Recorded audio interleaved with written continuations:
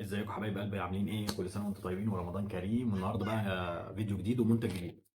جايين النهارده يا جماعه من جاكوار. منتج جديد من جاكوار تبع برضك كريشن. هتلاقوا سلسله كريشن دي عندي. دي اختراعات. تمام، اختراعات ومنتجات جديده بتخترعها يعني جاكوار، فده من ضمن منتجات كريشن. تمام، ده سعره يا جماعه 10 جنيه. بس الطعم غريب شويه.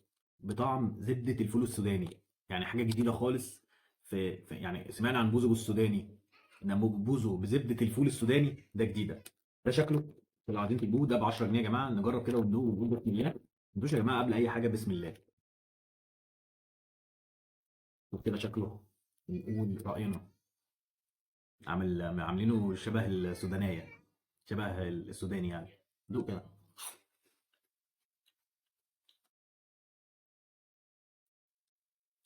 وربنا ما تصدقوني. لا، ياكل معاكل واحده تانيه اقول لكم رايي. اقسم بالله جامد قوي. ما كنتش متخيل ان هو طعمه حلو كده. انا كنت فاكره مسكر. طلع مش مسكر، مملح. بزبده الفول السوداني. ومملح. عارفين يا جماعه فلامينكو ده احلى من فلامينكو. جربوه. مش مصدقين؟ جربوه. والله العظيم احلى من فلامينكو. مش في جزء اسمه فلامينكو بطعم السوداني. هاتوه. وهاتوا ده. ده سعره 10 جنيه. اسمه كريشن جاكوار بزبده الفول السوداني. ده مملح يا جماعه، يعني زي الفلامينكو، بس ده الكواليتي بتاعه والطعم بتاعه، يعني الجوده بتاعته والطعم بتاعه احلى بكتير. انا مش متوقع ان هو يبقى حلو كده.